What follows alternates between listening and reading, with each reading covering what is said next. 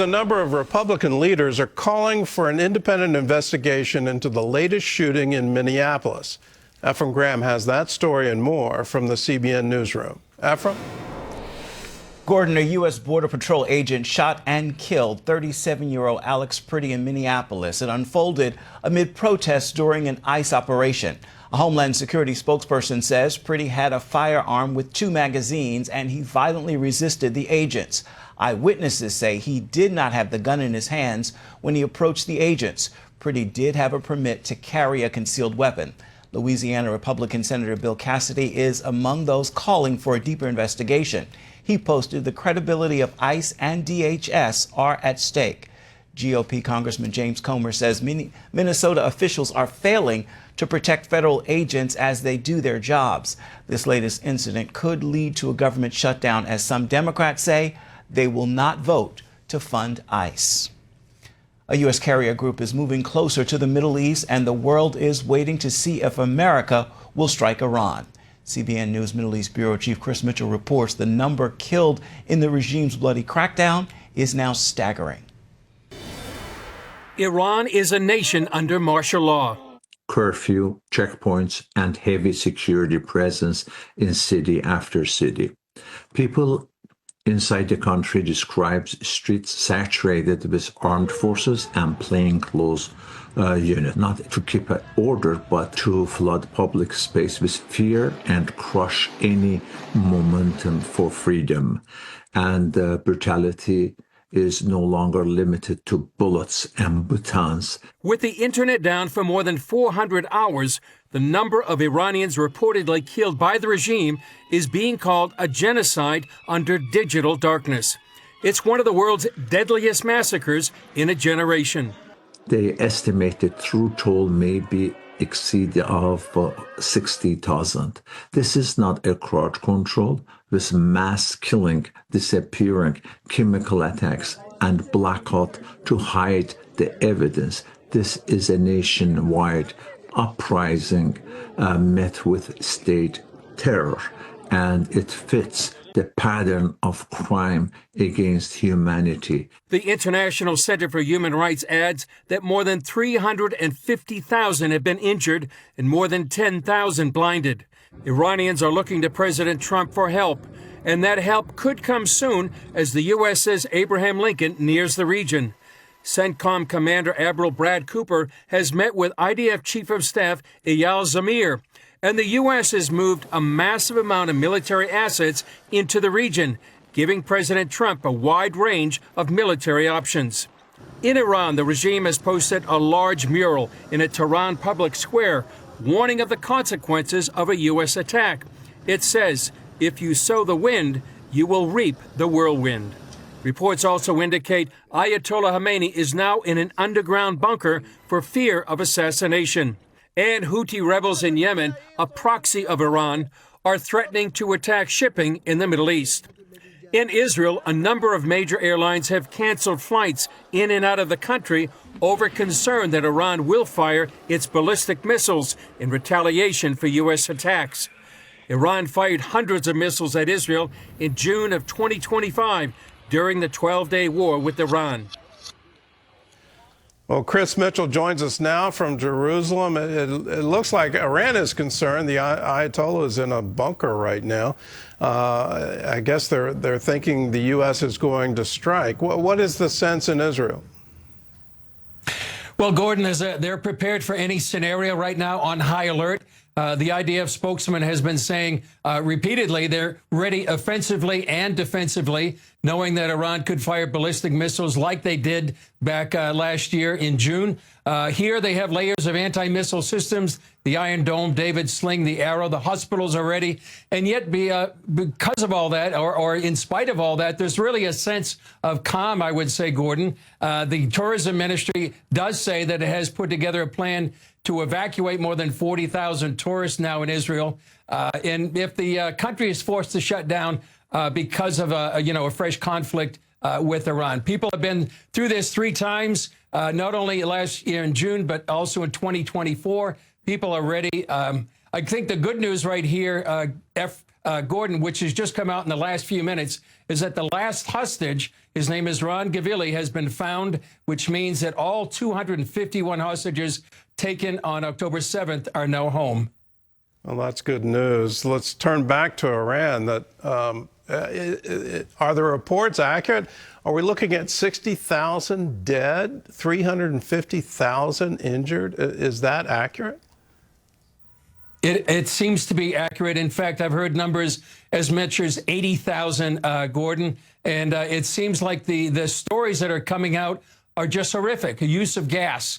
People are choking, burning, and then collapsing. They're weaponizing pharmaceuticals, high doses of potassium to those people leaving a hospital, which causes death in a day or two.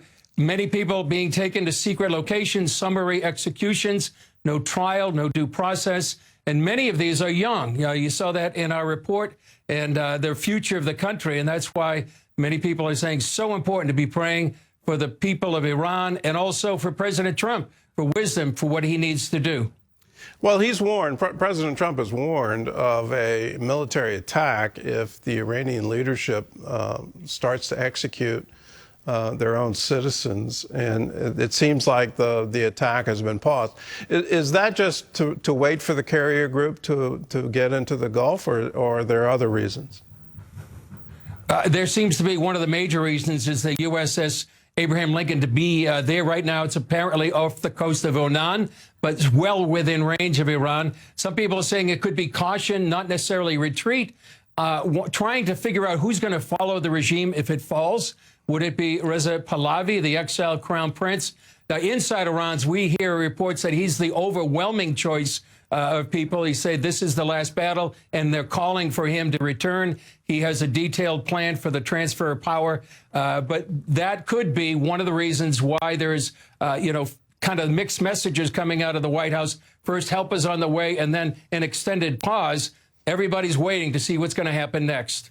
Is there any concern that Saudi Arabia seems to be decidedly against Israel right now? There was hope that they would join the Abraham Accords, but recently it seems they've turned into the orbit of Qatar and Turkey, and the official publications of the government are now decidedly anti-Israel. Is that one of the reasons? It could be, some of the going ahead, the lobbying going on inside the White House or behind the scenes could be from Saudi Arabia as well, not wanting a strike and allying, as you said, with Qatar and Turkey. I read a report just a few days ago, Gordon, that said really normalization may be off the table between Israel and Saudi Arabia because of the market shift they've had in the last few months. So all that could be one of the factors going on behind the scenes to the pause in any military strike just yet. Militarily, what should we expect Iran to do in response? Are they going to attack Israel? Are they going to attack U.S. military bases? Are they going to get their proxies? What should we be on the lookout for? Well, it could be all of the above.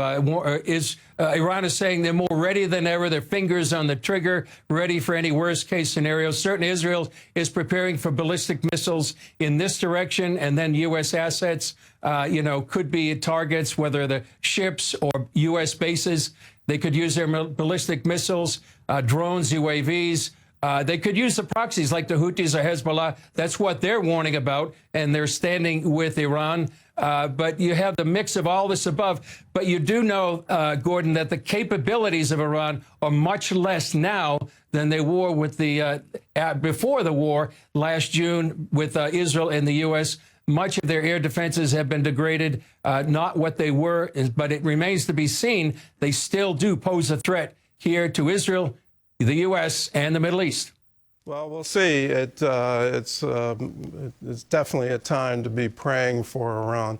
Chris Mitchell, thanks for your insight. Thanks for joining with us. I want to reference that billboard that was in Tehran. If you sow the wind, you'll reap the whirlwind. If there's any government on the planet that has sown the wind, it's the Iranian government. They have sponsored terrorism throughout the Middle East and throughout the world. And if the international order doesn't recognize that they are the principal state sponsor of terrorism, then the international order is broken.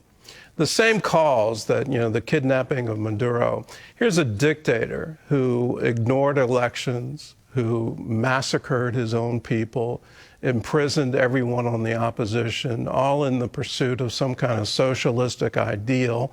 It's led to a collapse of their economy, the starvation of the people of Venezuela. And when the U.S. acts to remove him, suddenly there's this call that somehow or other the international order has been violated. Well, then the international order is broken. If you can't rein in a dictator who harms his own people, the same analysis applies to Iran. They have been brutal. And the number of uprisings, there have been 5 revolutions in the past decade. Each one has been met with violence from the government. Snipers being put on rooftops, targeting protesters and shooting them dead in the streets.